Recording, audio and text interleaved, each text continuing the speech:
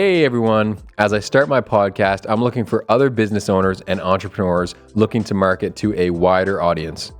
I started this podcast because I love to educate and bring value to people around me, and this platform gives me the opportunity to share what I've learned about success in business and real estate. If you'd like to sponsor an episode moving forward, I'd love to connect with you. Contact me at gosman.ca to get started. Hey, and welcome back to the MGR podcast, where we talk with real people about real money and real estate. So today we got a super exciting episode. We got a special guest, Brent Brewer, on with us today. Super excited to have him on today. And we're going to be talking about a little bit about his business, his success, his routine for success, how he defines, success, kind of where he came from, where he wants to go, and a little bit about his digital agency. And we're going to kind of dive into that and, a little bit about his process for like hiring overseas and a little bit of everything. So we're going to dive right in and get started. So Brent, good to have you, man. Good to be here, Micaiah. Good. So we're just gonna have fun today. We're just gonna chat a little bit about everything and just get to know you a little bit and just provide some people with some knowledge, some deep words of wisdom, and a little bit of everything. So let's get right into it. Brent, tell me a little bit about yourself, kind of where you came from, where you kind of grew up, and maybe a little bit about your education and background there. Sure.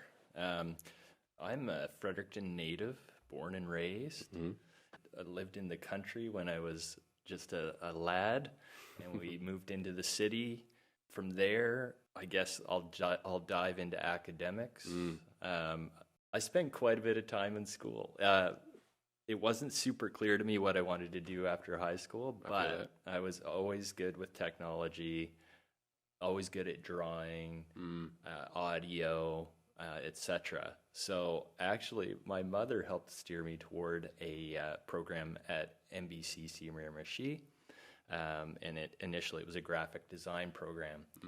From there, I evolved. They had it was multimedia learning technology, so e-learning. And I later, you'll find out, have a bit of an educational mind as well. So I gravitated toward that and completed that program in 2 years. What I loved about that program was set up by Premier Frank McKenna, who's pretty entrepreneurially minded. The whole program was built to be entrepreneurial. And if you worked hard, you could kind of finish up early. So I went to the hiring counselor and I said, if I really go for this, can you have some work? Help me find a good job? Yeah. And she's like, yeah. So I finished the program requirements. I don't know, I'd have to say somewhere around a half year early, and was employed, and it was amazing. I just loved that awesome. I could just bear down and get my work done and get out there. So from there, I worked briefly in the graphic design sector, and I knew all along, and my instructors at MBCC were like, you need to go to university. You got the mind for it.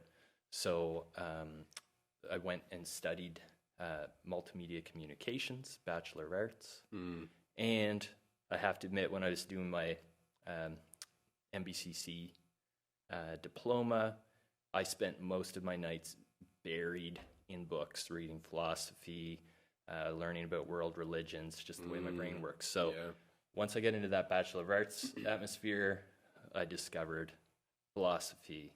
So I did my honors in philosophy as well. Couldn't get enough of that. And then from there, really struggled. A lot of profs suggest I go to do a PhD in philosophy. Really considered going there. In the end, I went with what seemed like a more practical fit. I went into Bachelor of Education, completed some high school teachables there.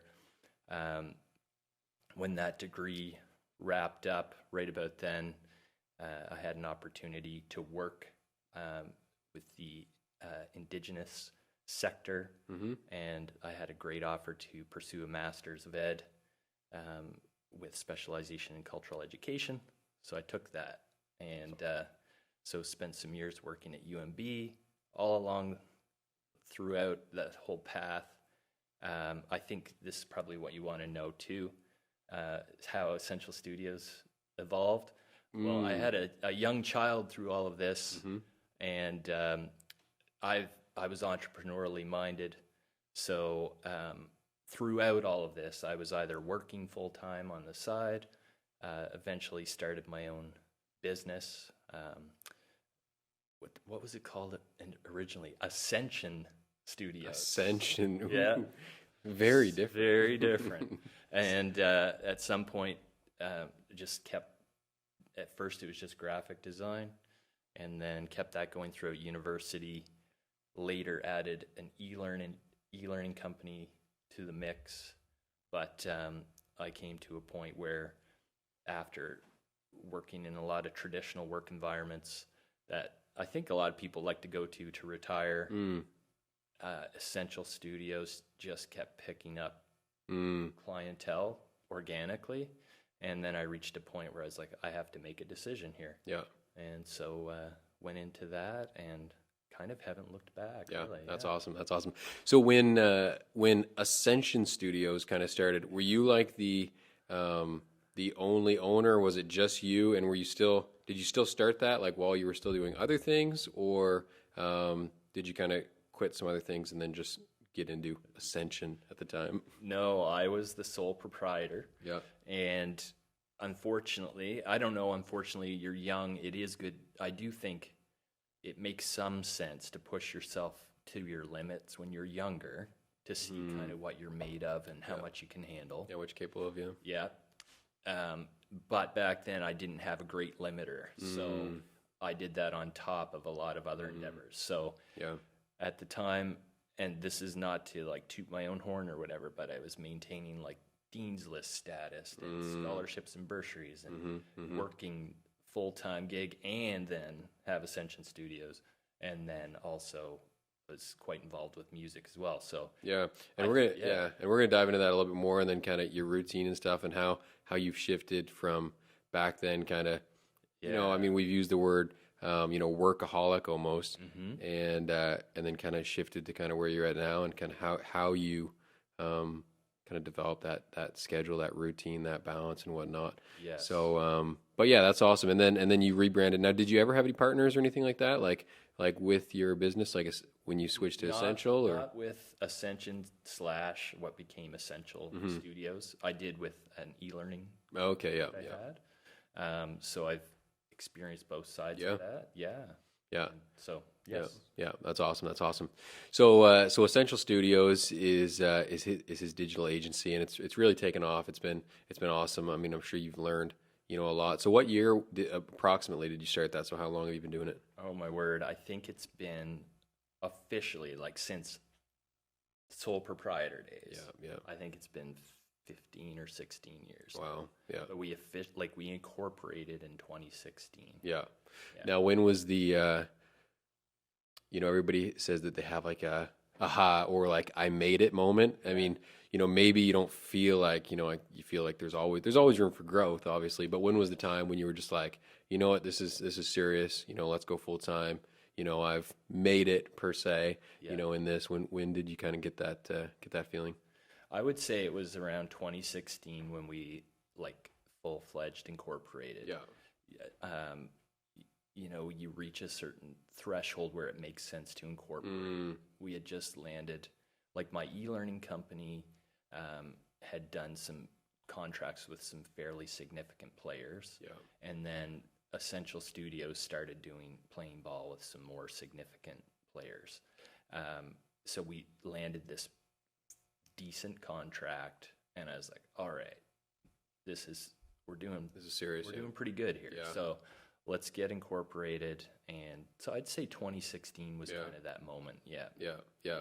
Now, has it been like a pretty gradual growth since then, or has there been like, big years that really kind of helped kind of exponentially grow things? Or yeah, there were some bigger years around that 2016 time. But I would say, and it's not so easy to talk about, but I'm going to go there. But I didn't do a great job with work-life balance, I wouldn't say. And a predominant value at the time was, kind of growth at whatever cost. and some of those patterns that you pick up. So like earlier, I just said, I think it's good for young people to kind of push their limits while they can. Yeah. But that pattern has to end. Yeah. Right? Like it can't, it's not sustainable. So especially when you have a family in the mix and whatever. So,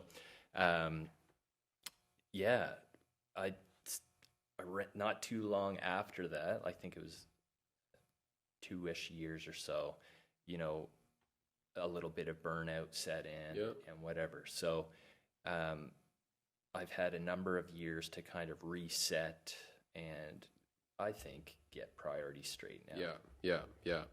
But, yeah, those hard lessons. Yeah, absolutely. I appreciate the vulnerability and chatting about that because I mean, you know, it's never easy. I mean, pointing out your own flaws, and I mean, I'm the same way. Like, you know, when I started this kind of real estate business, you know, a couple years back, I was working, you know, 15, 16-hour days, and like not sleeping, only ever thinking about, you know, work, and I was, you know, robbing my wife. She was like, you know, you're crazy, obviously, but and then we just had just a young kid at that point too. Yeah. And like I was just going. And like, you know, owning your own business, being self-employed, there is like a grind aspect to it.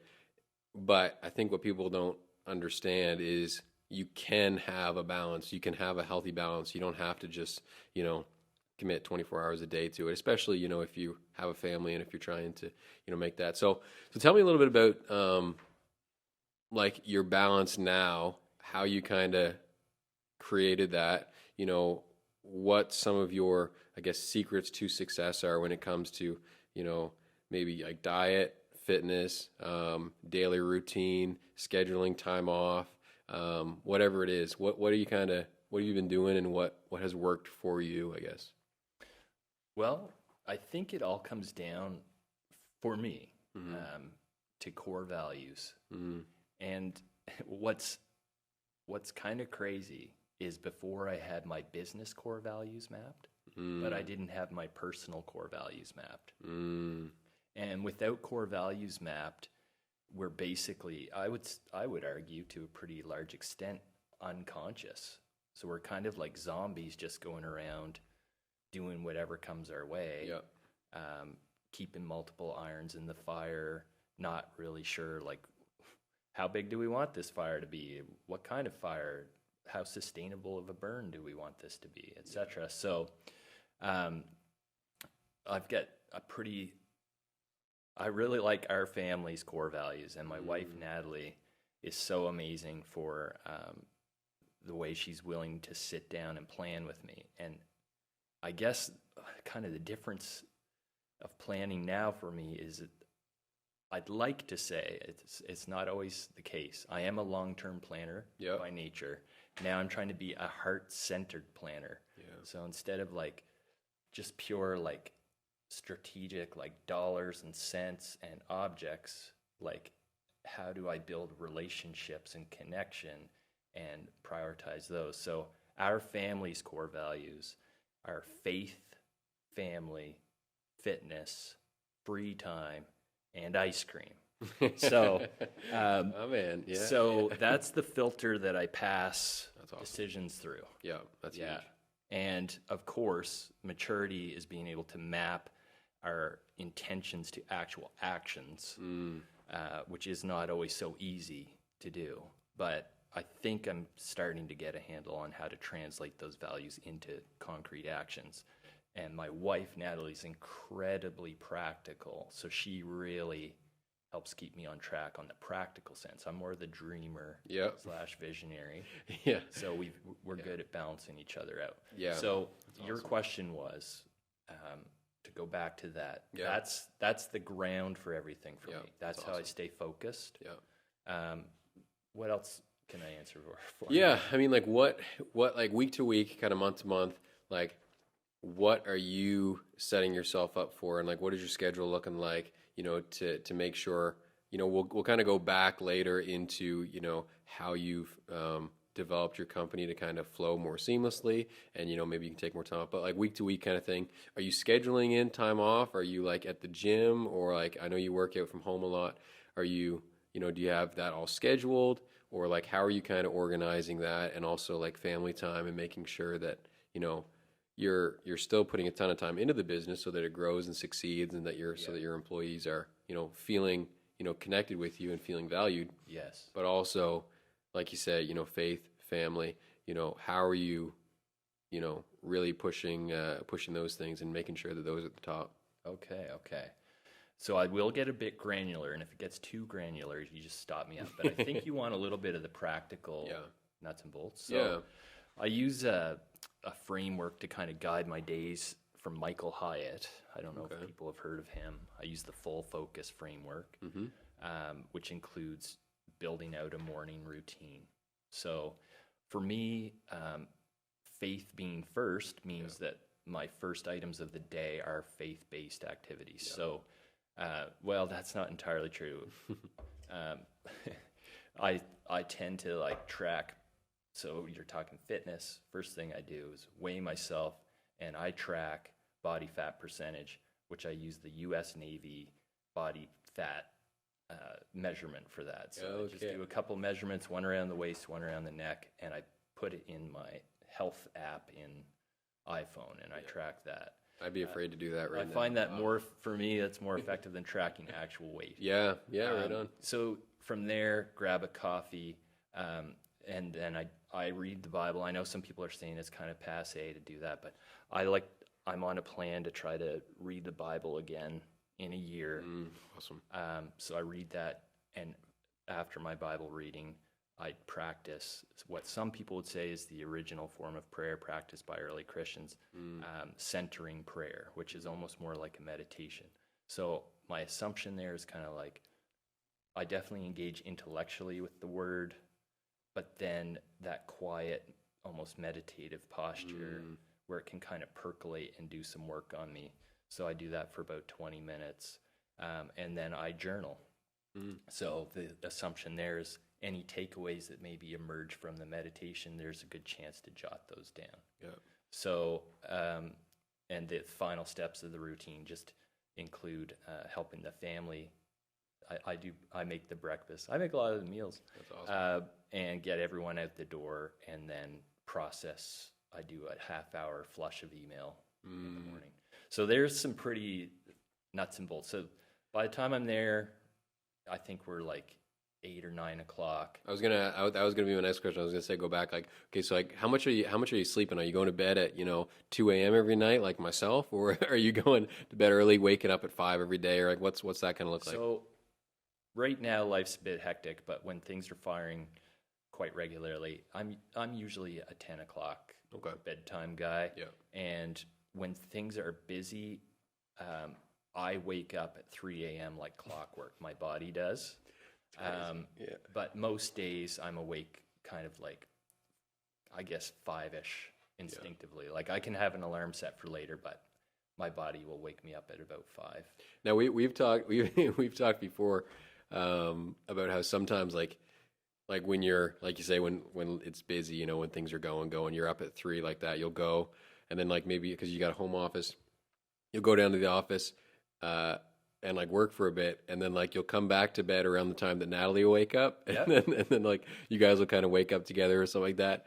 Does that still kind of happen every once in a while? I make a point to do that. So no matter what time I wake up, I try to be there when Natalie wakes up, because it's really important to me that we connect. And we've set that. We've had talks about our relationship routines, and that's one of our startup routines together. And we like every night, of course, to have a shutdown routine where we kiss and we say we love you and good night and everything. So that's kind of on the more relationship front. That's awesome. So now are you okay? So we made it kind of past the morning routine. That's pretty structured, pretty in the morning. Now, are you like structuring? Do you have like days off that you're like, okay, I'm not doing any work. It's just family time. Do you have any like throughout the week, or like what's that looking like? Okay, so for the most part, I work 5-day work weeks. So I'll give you more nuts and bolts. I don't know how much people want to know. Hey, please do. I'm to a point now where I've got my meetings grouped into Tuesdays and Thursdays predominantly. Fridays are work on the business day versus work in the business day. As for time off, I'm pretty darn flexible, and like I say, my filter is family first. Yeah. So like, if Natalie needs something, if the family needs something, if my stepdaughter Magnolia is sick, I will tend to offer to have her home with me. Yeah. And waking up so early in the morning gives me that little bit of an advantage anyway, because by the time people are really up and running, like by noon, I can have almost a full day of work in. So I've got a lot of flexibility that way. That's awesome. Yeah. And I think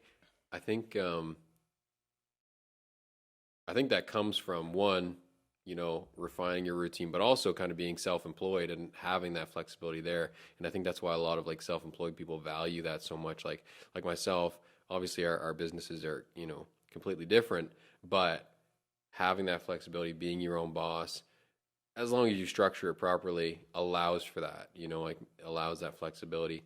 If somebody's sick or you got to pick them up from school, you can be the one to do that. And I think you probably value those times when you get to kind of set work aside and almost, help out more, like at home, because I know I do. But anyway, so yeah, keep going. So what's the rest of the week kind of looking like?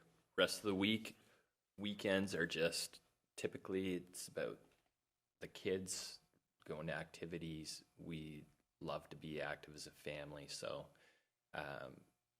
cross-country skiing, hiking, biking, you name it. Like we're on the go, and we value obviously our own family, but they would go for dinner at my mom's, get everyone together, stuff like that. So a lot of time spent with family. Yeah. That's awesome. That's huge. And church. That's an important piece of the puzzle. We don't miss. Well, we rarely miss. And I'm kind of the one with a more robust, maybe, church background. But Natalie's like clockwork. She's like, time to get to church. I love that about her. My God. Yeah. That's awesome. No, I mean, I think, if you have a good church and a good church family that you're excited to go see, and be a part of, then that definitely helps, And so, if anybody listening to this is like, not feeling like, man, they just don't fit in at their church, just, experiment, go around, try out some other churches and just find, a church family, because it will help you. And I'm sure you've experienced too, like, in like life groups and stuff outside of church, where you can kind of build a more personal connection with a lot of people, for support and stuff. I'm sure that's been a pretty, beneficial time for you as well. I'm sure. Absolutely. Yeah, totally. So let's just dive in a little bit to Essential Studios, what you guys kind of offer. Yeah. And then we're going to take a little break, and then we're going to come back and then dive into a couple other things. But so yeah, tell me about Essential Studios. What can you offer people? What do you do? I mean, you've done a bunch of work for me, and I've loved it. It's been awesome. But basically, if somebody's like, "What is Essential Studios?" What do you say? Well, Essential Studios really, really specializes in helping New Brunswick-based organizations grow. And we're excellent at taking the headaches out of generating measurable results on the internet. And like a lot of people, I think they know what measurable results look like, but may not realize all the moving parts entailed to get there and make it tangible and like digestible. So we really excel at that, and we really understand the needs of New Brunswick-based organizations. I think a lot of it comes from my work experience with major New Brunswick organizations.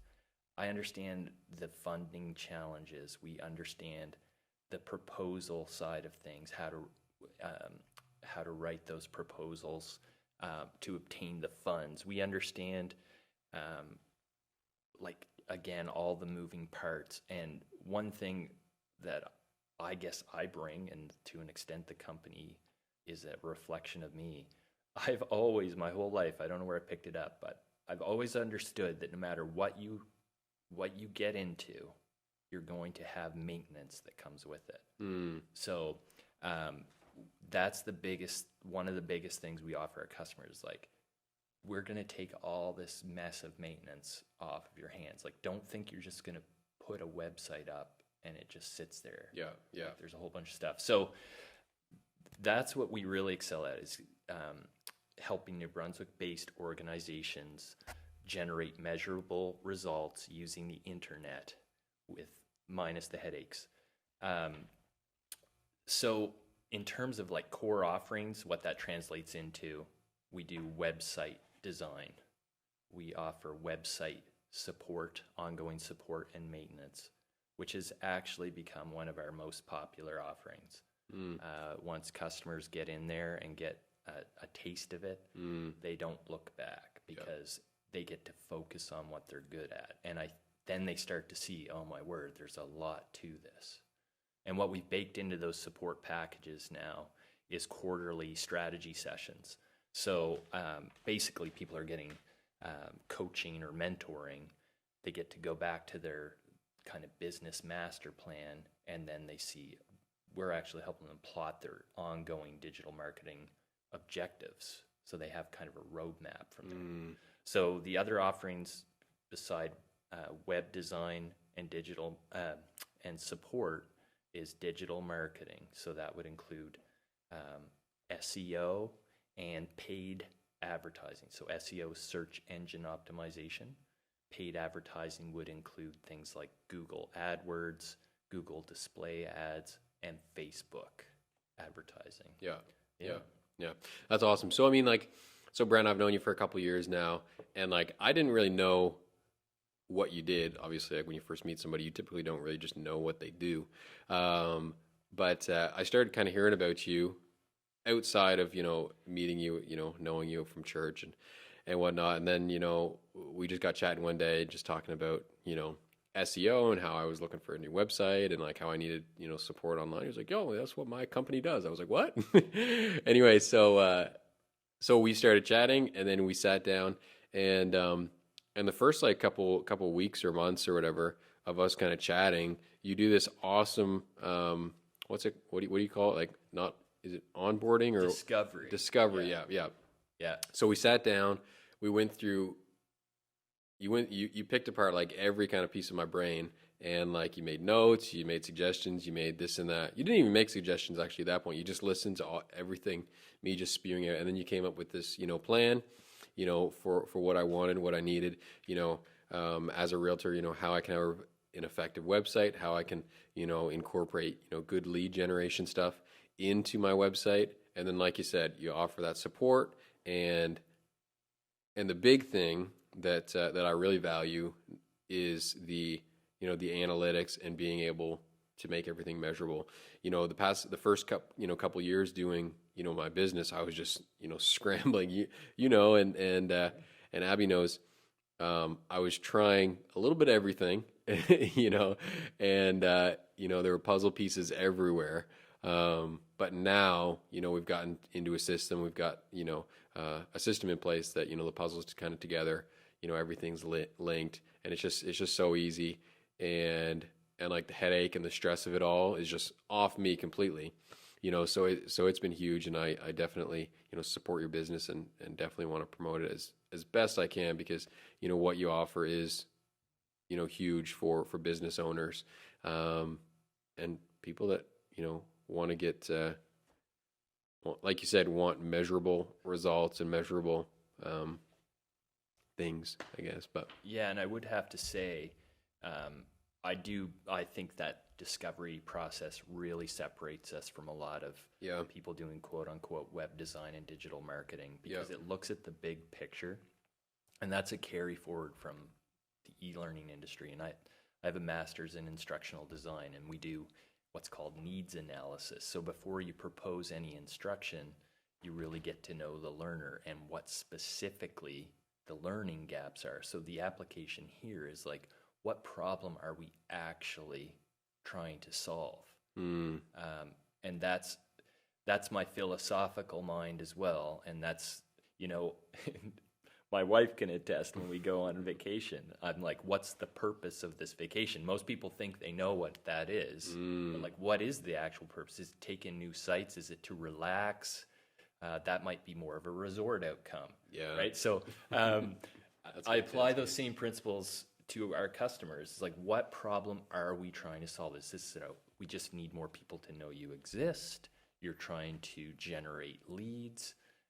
You're trying to improve operational efficiency. Which one are we after here? Because Essential Studios can help you with all of them, but let's just pick one.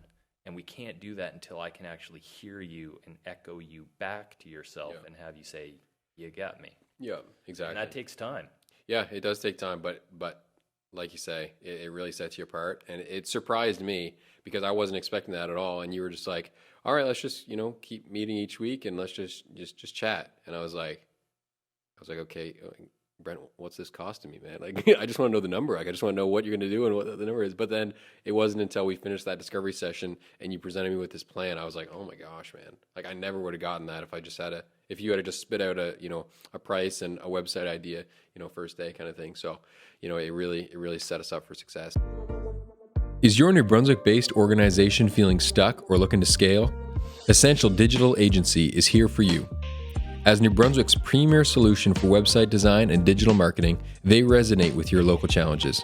Their proven systems and tools fuel your organization's success. They are dedicated to building strong New Brunswick organizations. Whether you're navigating growth ceilings or aiming for more profit, their expertise is tailored for our local community. Get clear on the why behind the what with Essential and elevate your New Brunswick organization. Visit essentialagency.ca and book a free 15-minute strategy call today. So we're going to be talking a little bit more about your business, Brent, and how you've kind of made it successful, where you've kind of sourced your employees from, hiring overseas, the headhunting or organization that you've used to, find good employees that work for you. And then dive into kind of what your goals are for the future kind of thing. So let's chat a little bit about hiring overseas, because so it's a bit of a sore spot. I was chatting with a guy last night and he was part of this large company and they I'm not gonna name the company. I'm not gonna say who it was because obviously it could be a little tender, but anyway, they laid off about 105, 110 employees just a couple of weeks ago. And the reason for it was because they hired like hundreds of new employees from India. Yeah. So basically, when they were laying off employees, they said basically, for one American person, you can hire like 2 Canadian people, cost-wise, I think. 2 Canadian people, and then for 2 Canadian people, you can hire 6 like Indian people or people from, I don't know if Indian is the right word, but people from India. Yeah. Like cost-wise. And anyway, and he said, maybe it's a little sketchy. I don't know what's going on. It's definitely, I'm sure, a controversial topic amongst some people. Not me, I don't care one way or the other, but anyway, talk a little bit about that, why you kind of have hired outside North America or outside Canada, and your process behind that and, the value you get from it. Yeah, sure. Well, something we can hold, I think they say now, 50 conflicting thoughts at a time. Yeah. So I have conflicting thoughts on the whole thing, and coming from a university background, we talked a lot about neoliberalism and, human labor being easily replaceable in the future, and people wouldn't really have long-term careers the way they do now. They'd just be rotating, I think, every 1.5 to 2 years on average. Yeah. So I had some issues with that. But Essential Studios has gone with a blended approach. We do hire local where it makes sense, and then we've also hired abroad. I started the hiring abroad early in the game, even before we incorporated. And where the labor, it seems, at least in our sphere, where people source the labor from changes every so often. Like there'll be kind of hot spots. And there certainly are right now. What I found in practice is that I guess I have a bit of a belief that in the big picture, it can be empowering to folks in undeveloped or developing nations. Now, I only see it from a distance, so I can't know. I'm not them, but it seems that they're getting exposure to a lot of training and new skills, more opportunities. Some people might argue folks here are losing those opportunities. Like I say, we have some local contractors, and they're amazing to deal with. They're at the peak of their game, the ones that we deal with locally.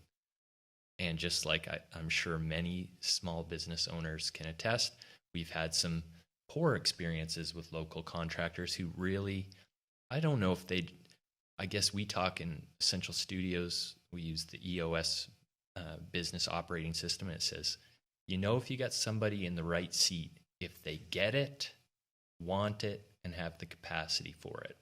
So what I found is with some local hires, I don't know if they really want it. I think they have the capacity for it. From what I can see, they like to take, a lot of vacation time, and work-life balance matters. But some of the wanting, it doesn't seem to be there. So I guess I've always been a believer in life. I have a bit of a philanthropic nature. I like to help people who feel stuck and are trying their best to get unstuck. So if they're in another country, I'm going to help people get unstuck here. I want to help people anywhere get unstuck. So then it raises the question as a Christian, who is my neighbor, right? Anyway, I could go into that quite deep, and I spent probably too much time thinking about this stuff, but it is a conscious endeavor. I'm not just blindly going. We don't just blindly go to like, oh, there's cheap labor, go there, exploit. Nothing like that. And I'll often ask for a tour of the office so I can ensure like there's some basic things going right there. You guys have probably heard about Apple's Foxconn. Like they had to install, my understanding, I don't know if this is a fact, but like essentially suicide nets on the building because their employees were jumping out the windows to their own death.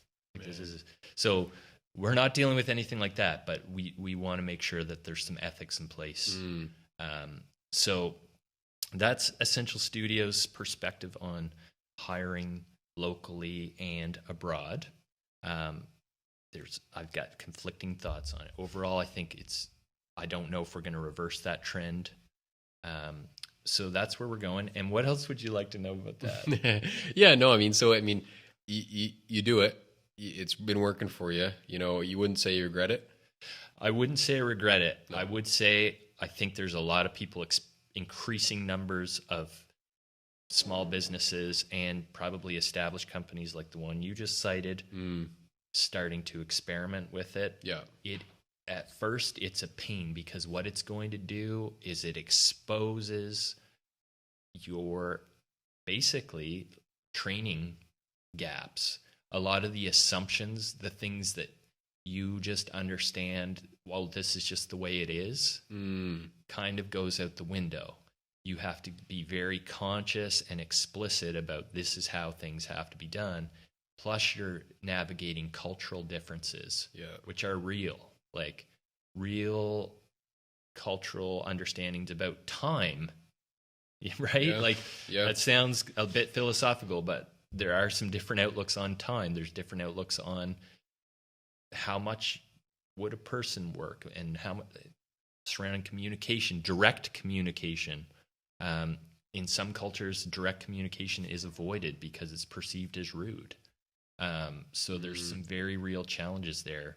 And without those cultural understandings, people will tend to, I think, throw their hands up in the air and and maybe quit. And then I think eventually they're going to come back around and try it again, because I do think there are some significant market forces at play. So what else do you want to know on this? Yeah. I mean, and I'll just say, like, too, like, I've worked, directly with, the folks that you've hired, overseas, and like they've just been absolutely amazing, and I know that you've, taken time to kind of refine them and train them and whatever, and they've been absolutely awesome. So tell me a little bit about, how you go through the process of finding somebody, like, do you just Google person that wants to be assistant, or like what do you how are you finding people? Well, we have at this point some trusted staffing resources, and I've spoken to you about some of them. But the biggest thing I would say is we have, not all the time, but we try to go in with a clear position outlined, expectations, what kind of metrics, like a scorecard for the employee, so that at performance reviews we can give them a meaningful review. I guess the biggest thing there is the training piece, and I'm assuming that our experience is, just talking to other entrepreneurs, I think staff turnover is a big deal now. So this is where a bit of my e-learning background comes in handy, is we try to have all team members generating training resources, standard operating procedures, and building up a library so that if that day comes and a team member leaves, the time to recalibrate is diminished pretty significantly. So, but that does take time. That, I say to my wife all the time, I'm like, I didn't even meet with the customer today, and I'm exhausted, because trying to make your internal processes clear to somebody else is not so easy. No. Right? Yeah. So, I don't know if I've gotten at what you're trying to capture. Oh, yeah. Is there anything else you want to know from my limited? No. I mean, that's awesome. That's awesome. And that answers a lot of questions. And I think that gives, some info to people that are kind of considering it, and, things to kind of look out for. And just so, as long as you're doing it in, like you say, like an ethical way, and, you're doing your research, you're doing your training, and you're kind of connecting with the people. Cause I mean, you do connect, like, with like your assistants and people that you're hiring, you get to know them a little bit. And so, so that's all valuable. So let's chat a little bit about kind of the future of, Brent Brewer and Essential Studios. Where are we going after this? Like, obviously, we've chatted a bit about how, you're doing well, you're enjoying it. Now, are you hoping to scale up, or are you just going to kind of stay where we're at here now? Or are you, what's the next step here? Well, we want to scale up, but I don't know. I got to be careful. Some people would say this is maybe a Christian outlook on business. Maybe it's not. I got to be careful. But I guess I just really believe in sustainable growth at this point. I've been in the days of like Grant Cardone's 10X rule and like grind culture and all that. And like, something I've discovered, and I'm sure a lot of people can attest, when I talk to some people who say they want to, maybe do 5X next year, first thing that comes to mind for me is, would you even know what to do with the money when it hit you? And I don't think a lot of people would have a plan for it. So that's a whole other problem. Yeah. Because when you land that money, you need to know, how do I keep this money growing and just not do stupid things with it? Yeah, just spend it, Right? So I really believe in sustainable growth. Now, what that number will mean for different people obviously will be different, but for me, I have a kind of number in mind. I'm very, very content with life right now. The biggest thing for me, what's most important to Brent Brewer moving forward, is connection beyond like just human connection. I want to be connected to creation. I want to be connected to my creator, and I want to be the best father the best husband is my next priority under God and father possible. So I have a baby on the way, October 9th ish. Yeah. It's always ish. Baby Emmett. Yeah. Yes, sir. And I just want to be in a position to, right now I know what I will do with the resources that I've been entrusted with. Yeah. I've got a plan for that, and I know what my priorities are. Yeah. Where we go from there, I have to be a steward of this business for whatever reason. Like, I've gone through some difficult times in life. The business held. I have an assumption that God wants it there for a reason. So I am going to steward the business, but I'm going to try to be a sustainable steward and keep relationship at the forefront. So that's why I enjoy that discovery process, because I really get to know the people that we're working with. So that and retirement, I have a semi-retirement goal, but I think as long as we're here, we should be, staying at things to a reasonable extent. I mean, a lot of people I talk to, like they retire and then they go back to work. Yeah. Or, you're always going to stay busy. You're always going to do something, right? But yeah, I know what you mean. But probably I would say in Essential Studios, my plan right now is to increasingly, I have the label CEO on my LinkedIn profile, but acting like a CEO is a totally different thing. I think a lot of us like to slap that label on, but like acting like a true visionary, there's a whole other side to it. And like a person has to be out of some of the details to actually be acting in that capacity effectively. So I'm learning how to be more of a visionary.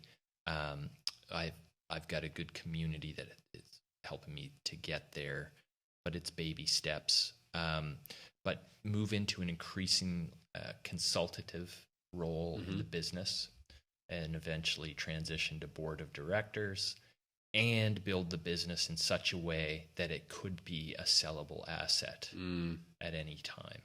So that's the current plan. It's not rocket science, but that's the way I'm choosing to steward this resource.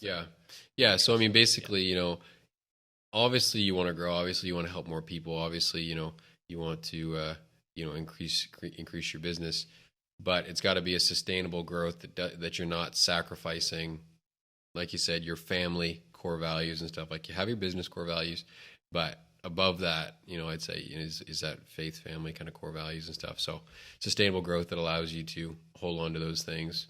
But, if you make some extra money along the way, right on. But yeah, I mean, it's funny. Like, a lot of, people, once they start start making more money, and I'm not even excluding myself from this, you spend it. and like you said before, like, that was a good point about, I'm going to 5X, 10X my business. But yeah, nobody ever thinks about that. Okay, once I do actually 10X my business or 5X, like, okay, I'm going to have this much extra money. What am I going to do? Like, am I just going to buy a bigger house, buy more cars? Am I going to keep living the way I'm living and then put it back into my business so then you can scale up even more? Or are you going to put it back into your business so you can hire more people so that you can take more time off and be more hands off? Like, there's a lot to consider. Everybody's business is going to be a little bit different, but yeah, I mean, that's huge. Like, I never really thought of it that way. I was just like, I'm just going to make more money so then I can increase my budget here and then, help more people. But yeah, what are you going to do with that money once you got to have a plan for it? And like, what is the problem we're aiming to solve here? That's the question I always come back to, is like, what problem am I solving with more money? And more money, yes, again, we've got to be a steward, and sitting on our laurels isn't going to be good for anyone. We got to be productive, and we can create more opportunities for people we care about. But yeah, what problem are we solving? Yeah. So I mean, this can be a pretty vague question, and everybody's answer is going to be different. But how would you, Brent Brewer, kind of define success and what that means, for your life and just for business and stuff, business and personal life, Yeah. Well, for me, I guess I would define success as being conscious. So it's so easy in this life to operate on autopilot. It is the easiest thing in the world to do that, and to not think about what problem am I trying to solve, or where am I going? Why am I going here? What are my motivations? At least examine them. We can't always know, but being conscious, being connected. And I think the more conscious we are, the more connected we can be with other people and our relationships. So consciousness, relationships, and just that being very intentional. I am going to go in this direction. I think I know why I'm doing it. And then from there, there's this massive, for me, grace component of like, just in case I'm not even correct about what I think my intentions are, God somehow direct me the appropriate way. So at the end of the day, it's keeping that faith in the bigger picture and trying, like, staying open to the fact that I could be misdirected, even though I've chosen to go in this direction. So, and I guess what that ultimately boils down to is listening, and always listening. So that's what I'm trying to practice. Trust me, you're going to find me on days and you'll be like, that guy's a hypocrite. And I'm sure I am, but that's what I'm aiming for anyway. Yeah. That's awesome. And like I said, everybody's definition of success is going to be different. Everybody's got different core values and whatnot. But that's, I like that. I like that example you use of kind of being conscious, because it is so easy. Before I got into real estate and before I started, doing what I'm doing now and doing this, I was working, for the Department of Transportation, and it was, every day was the exact same, which, for some people that's what they need, like that structure. But like for me, it was just like, I was just a ghost, going through the motions kind of thing, show up, get some work done, 8:30 to 4:30, or 8 a.m. to 8:15 to 4:30. That's what it was. And that was it. I mean, obviously there's folks that are doing that, adding value to other people's lives, but I didn't feel like I was like adding any value to other people and helping other people in any way. I mean, I'm sure what I was doing, there was some value add, of course, but I wasn't, feeling fulfilled in it and whatnot. So I think, if I'm trying to define success, it's being conscious, being present, and just feeling like you're, giving value to others and stuff around you. Some people don't care about that, and that's fine. But for me, it's like, it's just, connecting with more people, helping more people, adding value, and just, being conscious, especially at home, and just really holding on to that time that, we have with friends and family and loved ones and whatnot, and just, being flexible, and just living life. Flexibility is a huge one. That hasn't come easy for me, but it's emerging. Well, I mean, we chatted too, like a couple months back, about how it's easy to get into a routine, especially as a business owner, of just constantly, seeing all these little flames and then just going, putting out the fire. And it's constant, right? And so getting the systems in place to, get those fires put out by somebody else and just manage all that is huge. So you're not always feeling like, oh, I can't relax because I got to put out a fire, or I got to wake up at 3 a.m. every morning because in order just to stay on top of emails and stuff like this. But anyway. So this has been awesome. I really appreciate having you on here, Brent. This has been super cool. I hope that all you guys had a great chance to get to know Brent a little bit, learn about his business, Essential Studios. If they have any questions about Essential Studios, or they want to connect with you, how can they do that? What's the best way? Hop on over to essentialagency.ca, and why don't you schedule a 15-minute strategy call with me? And in that 15 minutes, we can get to like the core of your business issues pretty quick. So just even if you're not sure what you want, just grab a 15-minute call. You're going to get me. That part's not going to be delegate it to anybody. That's Awesome. that's my sweet spot, and I look forward to connecting with you. So essentialagency.ca, and just quickly schedule a 15-minute strategy call, and I look forward to checking in. Yeah, and that's going to be a super beneficial call. And I know, and like you said, even if you don't know what you want, give him a call. He'll be able to tell you pretty quick whether or not he can help you. And that was me. I didn't know what I needed, didn't know what I wanted. I kind of had an idea of, I want to make more money, I want to generate more leads, and I want to be able to track it. But I had no idea how to do it. And you kind of led me in that direction, which is super awesome. So thanks so much for tuning into the MGR podcast. This has been great. We're super excited for you guys to hear this and learn a little bit. Again, if you have any questions for me, you can reach me at gosman.ca, the new website that, Brent and Essential Studios have developed for us. It's super awesome. You can get in touch with me there. Again, that's gosman.ca. So any questions, we look forward to you guys hearing this. So thanks so much for tuning in. See ya.